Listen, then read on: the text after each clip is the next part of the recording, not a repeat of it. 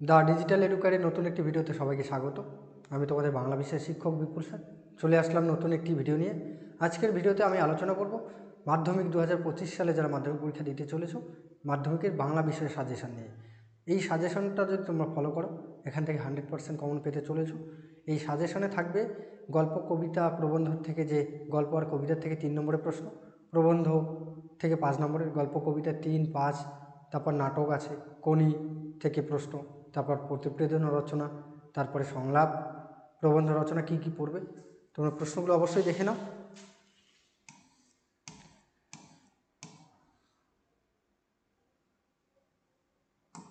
দেখো, প্রথমে কবিতা আর গল্প থেকে যে 3 নম্বরের প্রশ্নগুলো পড়তে হবে এবছরের জন্য খুবই গুরুত্বপূর্ণ। প্রথম প্রশ্ন, সে ভয়ানক দুর্লভ জিনিস, কোন জিনিসের কথা বলা হয়েছে, তা দুর্লভ কেন? বুঝতে পারছো এই প্রশ্নটা কোথা থেকে দেওয়া হয়েছে? এই প্রশ্নটা বহুরূপী গল্পের থেকে দেওয়া হয়েছে। ভয়ানক দুর্লভ জিনিস, দুর্লভ জিনিসটি কি, কোন জিনিসের কথা বলা হয়েছে? সন্ন্যাসীর পায়ের ধুলো, তা দুর্লভ কেন? এই যে সন্ন্যাসীর পায়ের ধুলো, আমরা জানি সন্ন্যাসীর পায়ের ধুলো একমাত্র জগদীশবাবু পেয়েছিল। সেটা কিভাবে পেল? অনেক টাকা কড়ি খরচ করে, অনেক পয়সা খরচ করে, যে সোনার কাঠের খড়মের মধ্যে সোনার বোল লাগিয়ে জগদীশবাবু যখন সন্ন্যাসীর পায়ের সামনে ধরলেন, সন্ন্যাসী তখন জুতোর মধ্যে পা দিলেন, এভাবে তিনি সন্ন্যাসী পায়ের ধুলো পেয়েছিলেন। পরের প্রশ্ন দেখো, ছেলে দুটো সবই একরকম, তফাৎ শুধু এই যে ছেলে দুটির পরিচয় দিয়ে তাদের মধ্যে তফাৎ উল্লেখ করো। এটা বুঝতে পারছো। পরের প্রশ্নটা দেওয়া আছে তোমাদের যে অদল বদল গল্প আছে, অদল বদল গল্প থেকে ছেলে দুটির পরিচয় দাও। ছেলে দুটি হলো অমৃত এবং ইসাব। অদল বদল গল্পের অমৃত ইসাব দুই বন্ধু, একজন হিন্দু একজন মুসলিম, তাদের সব কিছুই এক, মানে তাদের বাবাদের কি করতে হয়, দুজনের বাবাই কৃষক, বাড়ি ও রাস্তা পাশাপাশি, তার পাশাপাশি দুজনেই কোনো বিপদে পড়লে ধার করতে হয়, সুদে টাকা নিতে হয়। দুজনের আলাদা তফাৎ কোন জায়গায়? অমৃতের বাবা মা আছে, হিসাবে শুধু বাবা আছে, মা নেই। পরে প্রশ্ন, আমাকে বাঁচানোর জন্য তো আমার মা আছে, বক্তাকে এই বক্তব্যের কারণ ব্যাখ্যা কর। এটাও অদল বদল গল্প থেকে নেওয়া হয়েছে। আমাকে বাঁচানোর জন্য মা আছে, বক্তা হলো অমৃত, আর এই বক্তব্যের কারণ কি, অমৃত এই কথা কেন বলছে, এটা ব্যাখ্যা করতে হবে। পরে প্রশ্ন, নিজের এই পাগলামিতে যেন আনন্দই উপভোগ করে, কার কথা বলা হয়েছে, তার পাগলামি কি? এটা নদীর বিদ্রোহ গল্পের থেকে নেওয়া হয়েছে। এই প্রশ্নটাতে কার কথা বলা হয়েছে? নদী বিদ্রোহ গল্পের যে প্রধান চরিত্র তার কথা বলা হয়েছে। তার পাগলামিটি কি? নদীর প্রতি তার অকৃত্রিম ভালোবাসা। এটা নদের চাঁদের কথা বলা হয়েছে।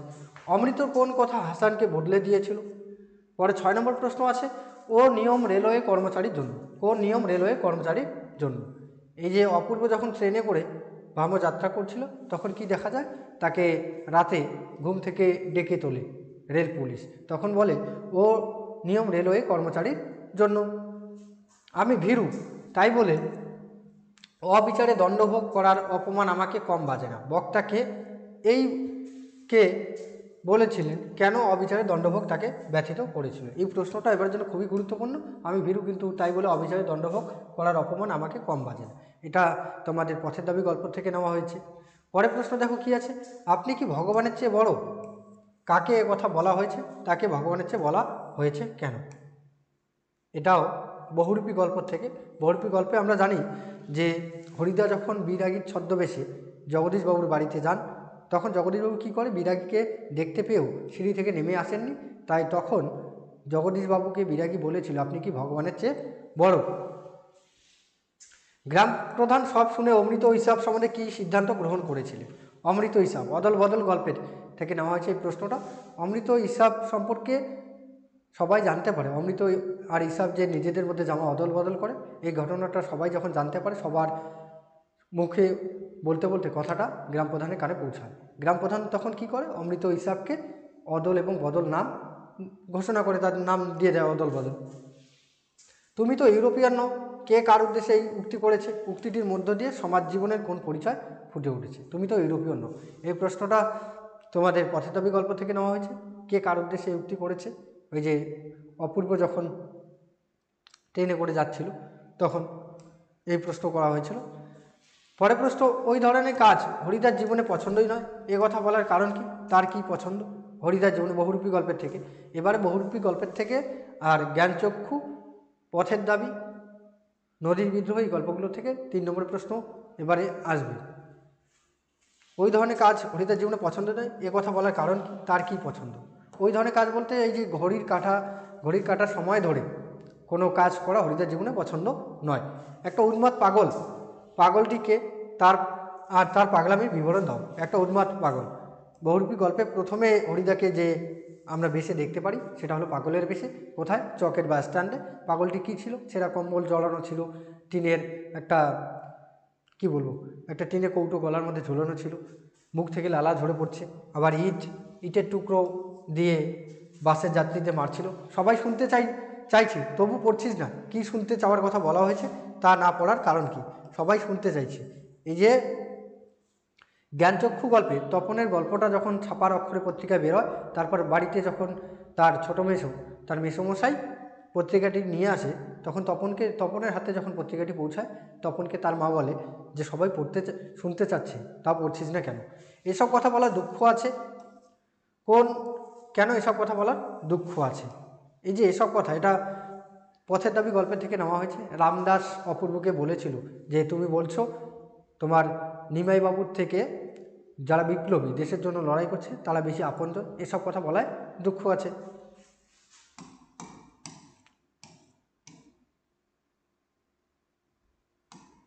তফাৎ শুধু এই যে কাদের মধ্যে কি সাদৃশ্য ছিল। দেখো এখানে প্রশ্নটা, এই লাইনটা তুলে আগে একটা প্রশ্ন ছিল, তফাৎটা কি, এবার সাদৃশ্য কি, মিলটা কি, অমৃত হিসাবের মধ্যে কি মিলে ছিল। উনি 10 বছরে অমৃতকে জড়িয়ে ধরলেন। উনি কে? কেন অমৃতকে জড়িয়ে ধরলেন? উনি কে? উনি 10 বছরে অমৃতকে কেন জড়িয়ে ধরলেন? উনি হলেন ইসাবের বাবা হাসান সাহেব। সে ভয়ানক দুর্লভ জিনিস, কোন জিনিসের কথা বলা হয়েছে, তা দুর্লভ কেন? পরের প্রশ্ন দেখো, বুকে রক্ত ছলকে ওঠে তপনের বুকে রক্ত ছলকে ওঠার কারণ কি?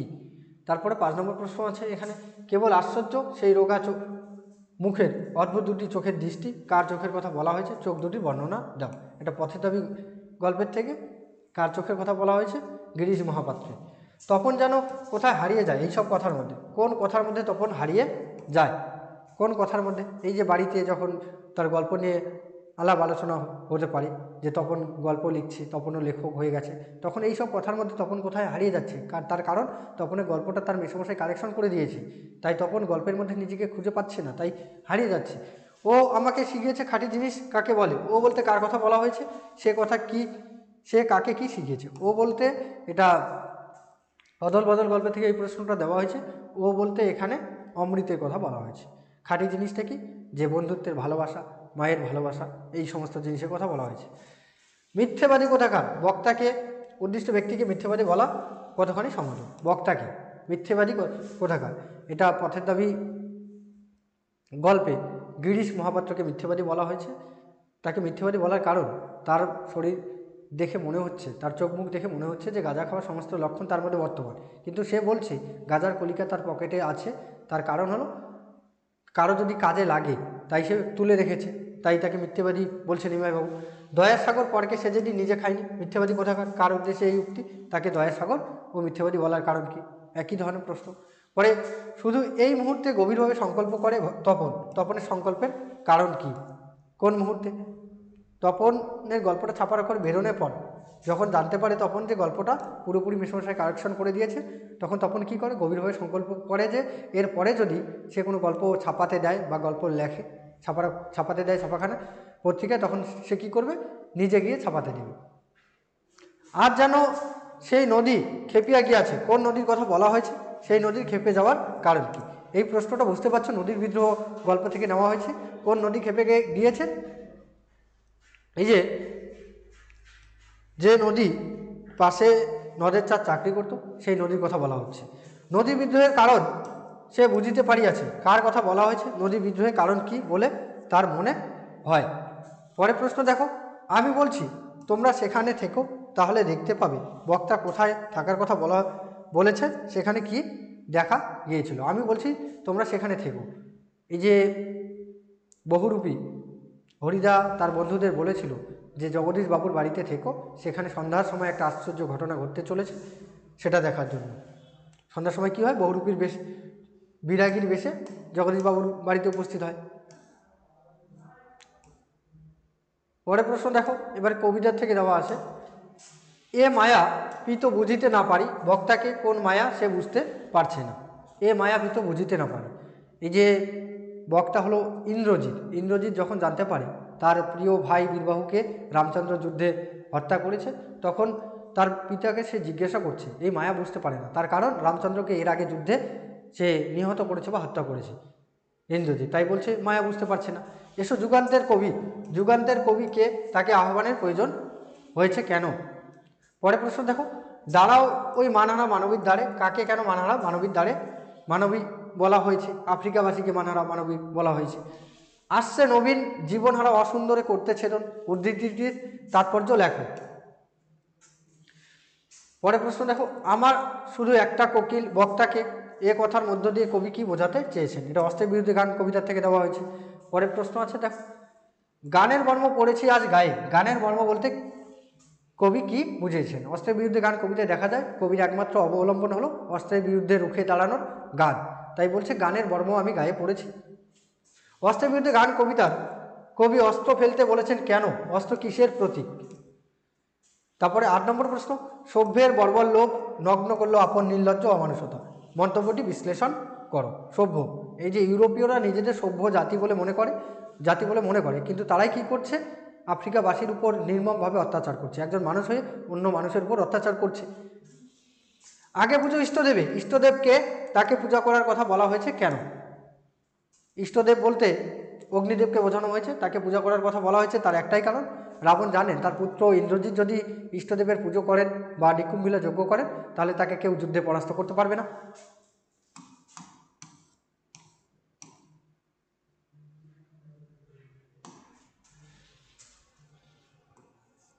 আয়ারও বেঁধে বেঁধে থাকি, কবি কাদের উদ্দেশ্যে কথা বলেছেন? কবির এমন আহ্বানের কারণ কি?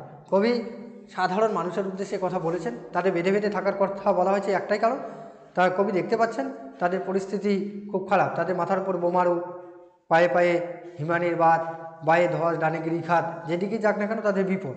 এই বিপদের অবস্থায় সাধারণ মানুষ কী করতে হবে? সবাইকে একবদ্ধভাবে বা বেঁধে বেঁধে থাকতে হবে। এলো মানুষ ধরার দল, মানুষ ধরার দল বলতে কাদেরকে বোঝানো হয়েছে? তাদের সম্পর্কে এরূপ বলা হয়েছে কেন? মানুষ ধরার দল বলতে ইউরোপীয়দেরকে বোঝানো হয়েছে, তাদের সম্পর্কে এরূপ বলা হয়েছে কেন? তারপর দেখো, ছায়াবৃতা, আফ্রিকাকে ছায়াবৃতা বলার কারণ কি? আফ্রিকা মহাদেশ আমরা জানি জঙ্গলে ঘেরা, এই জঙ্গলে ঘেরা আফ্রিকা মহাদেশে গাছের পাতাগুলো ভেদ করে সূর্যের আলো পৌঁছাতে পারে না, তাই আফ্রিকাকে ছায়াবৃতা বলা হয়েছে। এ কলঙ্ক পীত ঘুষিবে জগতে বক্তাকে, বক্তার এরূপ উক্তির কারণ কি? বক্তা হলো ইন্দ্রজিৎ, তার পিতাকে বলছে যদি ছেলে বেঁচে থাকতে পিতা যুদ্ধে যায় তাহলে কলঙ্ক হবে। শান্ত হলুদ দেবতারা, দেবতাদের শান্ত হলুদ বলার কারণ কি? তাদের পরিণতি সম্পর্কে কবি কি বলেছেন? অসুখী একজন কবিতার থেকে। পরে আমাদের কথা কে বা জানে, আমরা কারা, তাদের কথা কেন কেউ জানে না? আমরা বলতে এখানে আয়ারও বেঁধে বেঁধে থেকে কবিতার থেকে এটা নেওয়া হয়েছে, আমরা বলতে সাধারণ মানুষের কথা বলা হচ্ছে। সাধারণ মানুষের ইতিহাস নেই, ইতিহাসে তো রাজা বাদশাহরা জায়গা পায়, তাই বলছে ইতিহাস আমাদের কথা কে বা জানে। তুমি রাক্ষসকুল ভরসা, তুমি কে? বক্তা তাকে রাক্ষসকুল ভরসা বলেছেন কেন? তুমি বলতে ইন্দ্রজিৎকে বোঝানো হয়েছে, তার কারণ এই যে রাবণের এক পুত্র বীরবাহু মারা গেছে, তার ছোট ভাই কুম্ভকর্ণ অকালে মারা গেছে, তাই বলছে তুমি একমাত্র রাক্ষস কুলের মধ্যে ভরসা। রাক্ষস কুলের যত যোদ্ধা ছিল তার মধ্যে শ্রেষ্ঠ ছিল ইন্দ্রজিৎ বা মেঘনাদ, তাই তাকে বলছে রাক্ষস কুল ভরসা। বিস্মিত হইল বালা, বালাকে তার বিস্ময়ের কারণ কি? বালা এখানে এটা সিন্ধু তীরে কবিতা থেকে নেওয়া হয়েছে এই প্রশ্নটা। বালা বলতে সমুদ্রের কন্যা পদ্মাকে বোঝানো হয়েছে। পদ্মা যখন দেখতে পেল যে সমুদ্রের তীরে দিব্যপুরীর মাঝখানে সমুদ্র তীরে কে পড়ে আছে? পদ্মাবতী এবং তার চার সখী পড়ে আছে, তখন সে তাদের দেখে চিনতে পারছে না, তাদের দেখে তার মনে হচ্ছে এরা হয়তো স্বর্গের কোনো অপ্সরা, তাই পদ্মা হতবাক হয়ে যায় বা বিস্মিত হয়ে যায়। দিব্যপুরী সমুদ্র মাঝার, দিব্যপুরী কোনটি? তাকে দিব্যপুরী বলা হয়েছে কেন? সমুদ্রের মাঝখানে দিব্যপুরী, এটাও সিন্ধু তীরে কবিতা থেকে নেওয়া হয়েছে। দিব্যপুরী বলার কারণ তার সুন্দর একটা পরিবেশ ছিল, বড় বড় গাছ ছিল, সুন্দর ফুলে বাগান ছিল, মানে দেবতার পুরীর মতো ছিল। এবারে দেখো গল্পের থেকে 5 নম্বরের প্রশ্ন। প্রথম প্রশ্ন কি আছে? সত্যি তপনের জীবনে সবচেয়ে সুখের দিনটি এলো আজ। তপনের জীবনে সুখের দিন বলতে কোন দিনটির কথা বলা হয়েছে? সেই দিনটি সত্যি কি তার কাছে সুখের ছিল? আলোচনা করো। এই প্রশ্নটা এবারে মাধ্যমিক পরীক্ষার জন্য খুবই গুরুত্বপূর্ণ, এটা জ্ঞানচক্ষু গল্পের থেকে নেওয়া হয়েছে। তারপরে গল্প ছাপা হলে যে ভয়ঙ্কর আহ্লাদটা হবার কথা সে আহ্লাদ খুঁজে পায় না, এরকম কেন বলা কেন হলো তপনের। পরে প্রশ্ন দেখো, অদল বদল গল্পের মাধ্যমে চিরন্তন সাম্প্রদায়িক সম্প্রীতির বার্তা দেওয়া হয়েছে, আলোচনা করো। অদল বদল গল্পে আমরা কি দেখতে পাই, যে অমৃত হিসাব দুটো ভিন্ন সম্প্রদায়ের ছেলে, দুজনের মধ্যে মেলবন্ধন, সাম্প্রদায়িক সম্প্রীতি। যেটা অদল বদল গল্পে যে বন্ধুত্ব সম্প্রীতির বার্তা পরিবেশিত হয়েছে তা বর্ণনা করো। দুটো প্রশ্ন একই রকম। পরে প্রশ্ন দেখো, জ্ঞানচক্ষু গল্পে তপনের জ্ঞানচক্ষুর যথার্থ উন্মিলন কিভাবে হয়েছে তা বিশ্লেষণ করো। জ্ঞানচক্ষু গল্পে তপনের জ্ঞানচক্ষু কিভাবে খুলে গেল সেটা বিশ্লেষণ করতে হবে। পরে বড় ভয় করিতে লাগিল নদের চাঁদের, নদের চাঁদের ভয়ের স্বরূপ ও কারণ ব্যাখ্যা করো। এরপরে প্রশ্ন 7 নম্বর প্রশ্ন দেখো, ও আমাকে শিখিয়েছে খাঁটি জিনিস কাকে বলে। খাঁটি জিনিস বলতে কি বোঝানো হয়েছে, তা কে কাকে কিভাবে শিখিয়েছে। এই প্রশ্নটা অদল বদল গল্প থেকে নেওয়া হয়েছে। ও বলতে এখানে অমৃতের কথা বলা হয়েছে। অমৃত ইসাবের বাবা হাসান সাহেবকে শিখিয়েছিল যে খাঁটি জিনিস কাকে বলে। এই প্রশ্নটা এবার জন্য খুবই গুরুত্বপূর্ণ, মাধ্যমিক পরীক্ষা দেখবে এই প্রশ্নটা অনেকবার এসেছে। 8 নম্বর প্রশ্ন, তার চেয়ে দুঃখের কিছু নেই, তার চেয়ে অপমানের। এখানে কার কথা বলা হয়েছে, তার কেন দুঃখ তা আলোচনা কর। এরপরে প্রশ্ন দেখো কি আছে, নদীর বিদ্রোহের কারণ সে বুঝিতে পারিয়াছে। নদী বিদ্রোহের স্বরূপ আলোচনা করে। নদী বিদ্রোহ গল্পে পরিণতি কি ঘটেছিল আলোচনা করো। নদী বিদ্রোহ, এই যে নদী যে বিদ্রোহ করছে এটাকে বুঝতে পেরেছে নদের চাঁদ। নদী বিদ্রোহের কারণ কি ব্যাখ্যা করতে হবে। তারপরে 10 নম্বর, অদল বদল গল্পে বন্ধুত্ব ও ভালোবাসার যে অপরূপ চিত্র প্রকাশিত হয়েছে তা আলোচনা করো। এই 3টে প্রশ্ন দেখবে 10 নম্বর প্রশ্নটা, আর 3, 4 উত্তর একই রকম হবে। এই আওয়াজে মুখরিত হয়ে উঠল, কোন আওয়াজের কথা বলা হয়েছে, এই আওয়াজে মুখরিত হয়ে ওঠার কারণ কি ছিল লেখো। এই আওয়াজ বলতে এই যে গ্রাম প্রধান যখন অমৃত হিসাবের নাম ঘোষণা করলেন অদল বদল, এই অদল বদল আওয়াজটা আকাশে বাতাসে ভাসতে থাকলো, কোন আওয়াজের কথা বলে, এই আওয়াজে মুখরিত হয়ে ওঠার কারণ কী ছিল। 12 নম্বর প্রশ্ন, অমৃতের জবাব আমাকে বদলে দিয়েছে। অমৃতের জবাব কাকে বদলে দিয়েছে, তার চরিত্রে কী ধরনের বদল ঘটেছে তা বর্ণনা করো। অমৃতের জবাব হাসান সাহেবকে বদলে দিয়েছে। হাসান সাহেবের মধ্যে অমৃতের জবাবের পর কীরকম পরিবর্তন হয়েছে সেটাই লিখতে হবে। গল্পের থেকে এই 12টা প্রশ্ন ভালো করে পড়ো, এখান থেকেই কমন পেয়ে যাবে। পরে দেখো কবিতা, কবিতার থেকে প্রথম প্রশ্ন আছে, অপেক্ষারত প্রিয়জনের কাছে ফিরতে না পারার বেদনা অসুখী একজন কবিতায় কিভাবে ব্যক্ত হয়েছে আলোচনা করো। অসুখী একজন কবিতায় শুরুতেই আমরা দেখতে পাই যে কথক তার প্রিয়জনকে অপেক্ষায় দরজায় দাঁড় করিয়ে রেখে দূরে কোথাও চলে যাচ্ছেন। এই যে প্রিয়জনকে ছেড়ে যাওয়ার যে বেদনা অসুখী একজন কবিতায় ধরা পড়েছে সেটাই লিখতে হবে। তারপর যুদ্ধ এলো, কোন ঘটনার পর যুদ্ধ এলো, যুদ্ধ আসার ফলশ্রুতি কি হয়েছিল, এটা অসুখী একজন কবিতা। শিশু আর বাড়িরা খুন হলো, কেন খুন হলো, খুন শব্দটির প্রয়োগের সার্থকতা বিচার করো। উদ্ধৃত পংক্তিতে মানব জীবনের কোন সত্য প্রকাশিত হয়েছে। তারপরে প্রশ্ন দেখো, হায় ছায়াবৃতা, ছায়াবৃতা বলার কারণ কি, তার সম্পর্কে কবি কি বলেছেন সংক্ষেপে লেখো। এটা আফ্রিকা কবিতার থেকে। এবারে অসুখী একজন আফ্রিকা কবিতা খুবই গুরুত্বপূর্ণ এবারে মাধ্যমিক পরীক্ষার জন্য। আফ্রিকা কবিতার থেকে একটা প্রশ্ন আসবে এইবার। এলো ওরা লোহার হাতকড়ি নিয়ে, ওরা কারা, ওদের নগ্ন রূপের পরিচয় দাও। লোহার হাতকড়ি নিয়ে আসার তাৎপর্য কী। এলো ওরা, ওরা বলতে ইউরোপীয়দের কথা বলা হয়েছে। ইউরোপীয়রা কি করেছে, আফ্রিকাবাসীকে কবজা করে বা আফ্রিকায় উপনিবেশ গড়ে তুলে সেখানকার মানুষদের কৃতদাসে পরিণত করেছে, তাই লোহার হাতকড়ি পরিয়েছে। দাঁড়াও ওই মানহারা মানবীর দ্বারে, বলো ক্ষমা করো। মানারা মানবিক কথাটি বলার কারণ কি, কেন তার কাছে ক্ষমা চাওয়ার কথা বলা হয়েছে। এটাও আফ্রিকা কবিতার থেকে। দেখো পরপর 3টে প্রশ্ন আছে। সেই হোক তোমার সভ্যতার শেষ পুণ্যবাণী, কোন প্রসঙ্গে এই উক্তিটির তাৎপর্য বিশ্লেষণ করো। এটাও আফ্রিকা কবিতা। চিরচিহ্ন দিয়ে গেল তোমার অপমানিত ইতিহাসে, কাকে কথা বলা হয়েছে, কিভাবে তার অপমানিত ইতিহাসে চিরচিহ্ন মুদ্রিত হলো। তারপরে দেখো 9 নম্বর প্রশ্ন, এলো মানুষ ধরা দল। মানুষ ধরা দল বলতে কবি কাদের বুঝিয়েছেন, কবিতা অনুসরণে তাদের পরিচয় দাও। তারপরে 10 নম্বর প্রশ্ন, আফ্রিকা কবিতায় সাম্রাজ্যবাদী শক্তির বিরুদ্ধে যে প্রতিবাদ ধ্বনিত হয়েছে তা নিজের ভাষায় আলোচনা করুন। 11 নম্বর প্রশ্ন দেখো কি আছে, কাল ভয়ঙ্করের বেশে এবার ওই আসে সুন্দর, কোন প্রসঙ্গ করা হয়েছে। কাল ভয়ঙ্করকে সুন্দর কেন, কাল ভয়ঙ্করের রূপ ধারণ করেছে মন্তব্যটি কোন প্রসঙ্গে করা হয়েছে। এটা প্রলয়োল্লাস কবিতার থেকে। তাহলে এবারে মাধ্যমিক পরীক্ষার জন্য অসুখী একজন, তারপরে আফ্রিকা, প্রলয়োল্লাস কবিতা, এই 3টে কবিতার থেকে 5 নম্বর প্রশ্ন অবশ্যই করতে হবে। এরপরে দেখো আর কয়েকটা প্রশ্ন আছে। বজ্রশিখার মশাল জেলে আসছে ভয়ঙ্কর, এখানে কাকে কেন ভয়ঙ্কর বলা হয়েছে, ভয়ঙ্কর কিভাবে আসছে কবিতা অবলম্বনে লেখো। এটা প্রলয় উল্লাস। পরের প্রশ্ন, প্রলয় উল্লাস কবিতায় কবি প্রলয়কে কোন কোন বিশেষণে ভূষিত করেছেন কবিতার বিষয়বস্তু অনুসরণে এই বিশ্লেষণগুলির তাৎপর্য লেখো। পরে অভিষেক থেকে, অভিষেক কবিতা অবলম্বনে মেঘনাদের চরিত্র আলোচনা করো, অথবা এতে করিয়া রাজা যথাবিধি লয়ে গঙ্গোদ্যোগ অভিষেক করিলা কুমারে, কুমারকে কুমারের চরিত্র আলোচনা করো। এই যে পরের প্রশ্নটা অথবা প্রশ্নটা পরীক্ষা মাধ্যমিক পরীক্ষা এর আগেও এসেছে, দেখবে প্রিভিয়াস ইয়ার প্রশ্ন।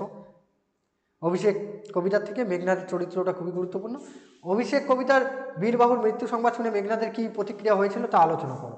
হেনকালে প্রমীলা সুন্দরী ধরি প্রতি কর যুগ, হেনকালে বলতে কোন সময়কে বোঝানো হয়েছে, প্রমীলা কে ছিলেন, প্রমীলা কোন কোন কথা বলেছেন লেখো। প্রমীলা ছিলেন ইন্দ্রজিতের স্ত্রী, কোন সময়, যখন ইন্দ্রজিৎ যুদ্ধে যাওয়ার জন্য প্রস্তুত হচ্ছে রামচন্দ্রের সঙ্গে, তখন তিনি এসে তার হাত দুটো ধরেছেন এবং তখন যে কথাগুলো বলেছেন সেই কথাগুলো লিখতে হবে। এ অদ্ভুত বার্তা জননী কোথায় পাইলে তুমি, বক্তা কোন বার্তাকে অদ্ভুত বলে মনে করেছেন, এই অদ্ভুত বার্তা শোনার পর তার কি প্রতিক্রিয়া হয়েছিল তা লেখো। অদ্ভুত বার্তা বা অদ্ভুত খবর হলো যে তার ছোট ভাই, মেঘনাথের ছোট ভাই বা ইন্দ্রজিতের ছোট ভাই বীরবাহু মারা গেছে রামের সঙ্গে যুদ্ধে।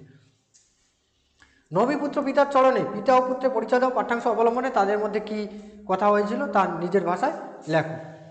এই প্রশ্নটাও গুরুত্বপূর্ণ। তারপরে দেখো, উত্তরিলা বীরদর্পে অসুরারি রিপু, অসুরারি রিপু কে ছিলেন এবং তিনি বীরদর্পে কি উত্তর দিলেন, এ কথার পরিপ্রেক্ষিতে কি কে কি বলেছিলেন নিজের ভাষায় লেখো। এই যে পিতা পুত্রের সঙ্গে যখন কথোপকথন হচ্ছিল তখন অসুরারি রিপু বলতে ইন্দ্রজিতের কথা বলা হয়েছিল, ইন্দ্রজিতের কথা আর তার পিতা রাবণের মধ্যে কি কথোপকথন হয়েছিল এটা লিখতে হবে। তোরা সব জয়ধ্বনি কর, কবি কাদেরকে কেন জয়ধ্বনি করতে বলেছেন তিনি নিজের ভাষায় আলোচনা করুন। এটা প্রলয় উল্লাস, এই প্রশ্নটাও খুবই গুরুত্বপূর্ণ। তারপরে দেখো, ধ্বংস দেখে ভয় কেন তোল, প্রলয় নতুন সৃজন বেদন, কোন ধ্বংসের কথা বলা হয়েছে, প্রলয় নতুন সৃজন বেদন কেন। এই গেল কবিতার আর কয়টা প্রশ্ন আছে দেখো। কাল ভয়ঙ্করে বেশে এবার ওই আসে সুন্দর, কাকে কাল ভয়ঙ্কর বলা হয়েছে, তার ভয়ঙ্কর রূপের বর্ণনা দাও। অথবা বজ্রশিখার মশাল জেলে আসছে ভয়ঙ্কর, কাকে কাল ভয়ঙ্কর বলা হয়েছে তার ভয়ঙ্কর রূপের বর্ণনা দাও। দুইটা একই প্রশ্ন প্রলয় উল্লাস কবিতা থেকে। মাভৈ মাভৈ জগৎ জুড়ে প্রলয় এবার ঘনিয়ে আসে, মাভৈ শব্দের অর্থ কি, জগৎ জুড়ে প্রলয় কিভাবে ঘনিয়ে আসে। তারপরে দেখো, অস্ত্রের বিরুদ্ধে গান, কবিতার মূল কথা বা বিষয়বস্তু বা মূল বক্তব্য নিজের ভাষায় লেখো। অথবা কবিতার অস্ত্রের বিরুদ্ধে যে কথা বলা কবি তুলে ধরেছেন তা আলোচনা করো। পরের প্রশ্ন দেখো, অস্ত্র ফেলে অস্ত্র রাখো পায়ে, কোন অস্ত্রের কথা বলা হয়েছে, অস্ত্র পায়ে রাখলে কবি কি কি করতে পারেন আলোচনা করো। এই যে অস্ত্রের বিরুদ্ধে কবিতার থেকে একটা প্রশ্নই পড়বে, অস্ত্রের বিরুদ্ধে কবিতার মূল বিষয়বস্তু বা সারমর্ম, মর্মকথা কি, এটাই। এই ছিল কবিতার প্রশ্ন 5 নম্বরে। তাহলে কী কী কবিতা পড়তে হচ্ছে, অসখী একজন, তারপরে প্রলয় উল্লাস, অভিষেক, আফ্রিকা আর অস্ত্রের বিরুদ্ধে গান।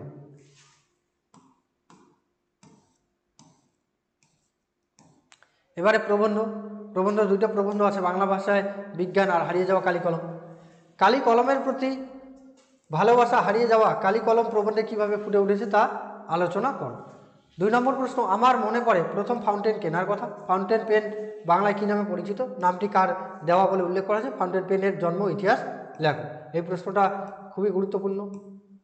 তারপরে কাল গুণে বুঝিবে আজ আমরাও তাই, কাল গুণে কথাটি তার অর্থ বুঝিয়ে দাও, বক্তা কেন বলেছেন আমরাও তাই। এক সময় বলা হতো কলমে কায়স্থ চিনি, গোপেদের রাজপুত, কোন প্রসঙ্গে উক্তিটি করা হয়েছে, এক সময়ে এমন বলা হতো কেন। আশ্চর্য সবই আজ অবলুপ্তির পথে, কি আজ অবলুপ্তির পথে, বক্তার আশ্চর্য লেগেছে কেন, অবলুপ্তির পথে চলে যাওয়ার কারণ কি। পরের প্রশ্ন, সেই আঘাতেরই পরিণতি নাকি তার মৃত্যু, কে কোন প্রসঙ্গে এই উক্তি করেছেন, কিসের আঘাতে কার মৃত্যু কারণ বলে লেখকের সংশয়। বাংলা ভাষায় বিজ্ঞান চর্চায় এখনও নানা রকম বাধা আছে, এই বাধা দূর করতে লেখক কী কী পরামর্শ দিয়েছেন তা আলোচনা করো। এই প্রশ্নটা খুবই গুরুত্বপূর্ণ বাংলা ভাষা বিজ্ঞান থেকে। এই দোষ থেকে মুক্ত না হলে বাংলা বৈজ্ঞানিক সাহিত্য সুপ্রতিষ্ঠিত হবে না, কোন দোষের কথা বলা হয়েছে, কিভাবে এই দোষ থেকে মুক্ত হওয়া যাবে।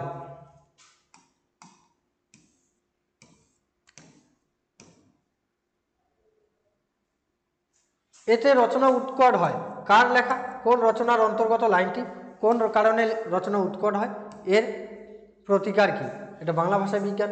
এই দোষ থেকে মুক্ত না হলে বাংলা বৈজ্ঞানিক সাহিত্য সুপ্রতিষ্ঠিত হবে না। কোন দোষের কথা বলা হয়েছে, প্রসঙ্গ নির্দেশ সহ কোন কেন প্রাবন্ধিক এমন মন্তব্য করেছেন তা বুঝিয়ে দাও। আলংকারিকগণ শব্দের ত্রিবিধ কথা বলেছেন, এই তিন ধারার কি তিন ধারা সম্পর্কে আলোচনা করো। দেখবে টেস্ট পরীক্ষায় অনেক স্কুলে এই প্রশ্নটা দেওয়া হয়েছে, এটা এবারে মাধ্যমিক পরীক্ষার জন্য খুবই গুরুত্বপূর্ণ। প্রথম শ্রেণীর পাঠকদের বিজ্ঞানের সঙ্গে পূর্ব পরিচয় নেই, প্রথম মনোভাব ব্যাখ্যা করো। শ্রেণী পাঠক কারা, এই শ্রেণী পাঠকদের সম্পর্কে প্রাবন্ধিকের মনোভাব ব্যাখ্যা করো। বাংলা বিজ্ঞান বিষয়ক গ্রন্থের পাঠকদের লেখক যে দুটি শ্রেণীতে ভাগ করেছেন তাদের পরিচয় দাও। এই ছিল প্রবন্ধের প্রশ্ন। এবারে দেখো তোমাদের একটা নাটক আছে সিরাজদৌল্লা, নাটকের থেকে কি কি প্রশ্ন পড়বে। আমার এই অক্ষমতার জন্য তোমরা আমাকে ক্ষমা করো। বক্তা কাদের কাছে কোন অক্ষমতা প্রকাশ করেছেন, যার উদ্দেশ্যে কথা বলা হয়েছে, মন্তব্য শুনে তার কি প্রতিক্রিয়া হয়। পরের প্রশ্ন, আপনাদের কাছে এই ভিক্ষা যে আমাকে শুধু এই বিশ্বাস দিন, কাদের কাছে বক্তা ভিক্ষা চান, তিনি কি আশ্বাস প্রত্যাশা করেছেন। সিরাজদৌল্লা নাট্যাংশে সিরাজদৌল্লার যে চরিত্র বৈশিষ্ট্য আলোচনা করো, এটা খুবই গুরুত্বপূর্ণ। কিন্তু ভদ্রতা অযোগ্য তোমরা, কাকে উদ্দেশ্য করে কথাটি বলা হয়েছে, এ কথা বলার কারণ কি। পরে 5 নম্বর প্রশ্ন, বাংলার মান মর্যাদা, বাংলার স্বাধীনতা রক্ষার প্রয়াসে আপনারা আপনাদের শক্তি দিয়ে, বুদ্ধি দিয়ে সব রকমের সাহায্য আমাকে করুন। সিরাজ কাদের কাছে এই সাহায্যের আবেদন জানিয়েছেন, কেন তিনি এই সাহায্য প্রত্যাশী হয়েছেন। পরের প্রশ্ন দেখো 6 নম্বর, বাংলার ভাগ্যাকাশে আজ দুর্যোগের ঘনঘটা, কোন কারণে বাংলার ভাগ্যাকাশে দুর্যোগের ঘনঘটা নেমে এসেছিল, খুবই গুরুত্বপূর্ণ। অথবা জাতির সৌভাগ্য সূর্য আজ অস্তাচলগামী, দুটো প্রশ্ন একই উত্তর। এই উক্তির আলোকে সিরাজদৌল্লার দেশপ্রেমের পরিচয় দাও। পরের প্রশ্ন 8 নম্বর, সিরাজদৌল্লা নাট্যাংশ অবলম্বনে ঘসেটি বেগমের চরিত্র বৈশিষ্ট্য আলোচনা করো। এই নাটক থেকে দুইটা চরিত্রই প্রশ্ন আসছে বেশিরভাগ, সিরাজদৌল্লা এবং ঘসেটি বেগম। এই দুইটা চরিত্র এবারের জন্য খুবই গুরুত্বপূর্ণ। তার পাশাপাশি যেই প্রশ্নগুলো বললাম, এই প্রশ্নগুলো অবশ্যই এবারে মাধ্যমিক পরীক্ষার জন্য পড়তে হবে। তারপরে দেখো কোনি, ক্ষিতীশের একটা হাত তোলা, চোয়াল শক্ত, ক্ষিতীশ সিংয়ের এরকম প্রতিক্রিয়ার কারণ কি। পরে 2 নম্বর প্রশ্ন, এটা বুকের মধ্যে পুষে রাখো, কি পুষে রাখার কথা বলা হয়েছে, কি কারণে এই পুষে রাখা। 3 নম্বর, তোর আসল লজ্জা জলে, আসল গর্ব জলে, কোনির কোন কথার পরিপ্রেক্ষিতে কথা বলা হয়েছে, তার আসল লজ্জা ও আসল গর্ব বলার কারণ কি। ওইটাই তো আমি রে, যন্ত্রণাটা তো আমি, বক্তাকে উক্তিটির তাৎপর্য বিশ্লেষণ করো। তারপরে 5 নম্বর, কোনি উপন্যাসে কার মুখে একথা বারবার শোনা গেছে, কোনি জীবন সংগ্রামের কথাটি কিভাবে তাৎপর্যপূর্ণ হয়ে উঠেছে। পরে 6 নম্বর প্রশ্ন কি আছে দেখো, কম্পিটিশনে পড়লে মেয়েটা তো আমার পা ধোয়া জল খাবে, কোন প্রসঙ্গে কার এই উক্তি, এখানে বক্তার চরিত্রের কোন দিকটি প্রকাশিত হয়েছে। এই প্রশ্নটা খুবই গুরুত্বপূর্ণ এবারে মাধ্যমিক পরীক্ষার জন্য। হঠাৎ তার চোখে ভেসে উঠল 70 সংখ্যাটা, প্রসঙ্গ নির্দেশ করে 70 সংখ্যার চোখে ভেসে ওঠার তাৎপর্য বুঝিয়ে দাও। 8 নম্বর প্রশ্ন, অবশেষে কোনি বাংলা সাঁতার দলে জায়গা পেল, কোনি কীভাবে বাংলা সাঁতার দলে জায়গা পেল আলোচনা করো। কোনি থেকে এই 8টা প্রশ্ন, এর পাশাপাশি আর 2টো প্রশ্ন পড়বে যে ক্ষিতীশের বিরুদ্ধে আনা অভিযোগগুলো তুলে ধরো বা অভিযোগগুলো আলোচনা করো। তার পাশাপাশি আরেকটা প্রশ্ন পড়তে হবে যে গঙ্গার ঘাটের বারণী উৎসবের দিন গঙ্গার ঘাটে যে দৃশ্য ছিল সেই দৃশ্যের বর্ণনা।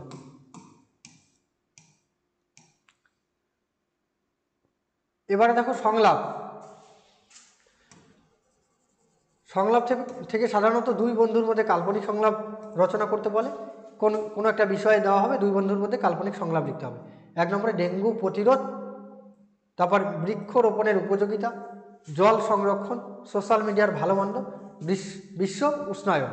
সংলাপ আর প্রতিবেদন 2টার মধ্যে একটা করতে হবে। তারপরে প্রতিবেদন, পথ নিরাপত্তা, অরণ্য সপ্তাহ পালন, এবারের জন্য খুবই গুরুত্বপূর্ণ।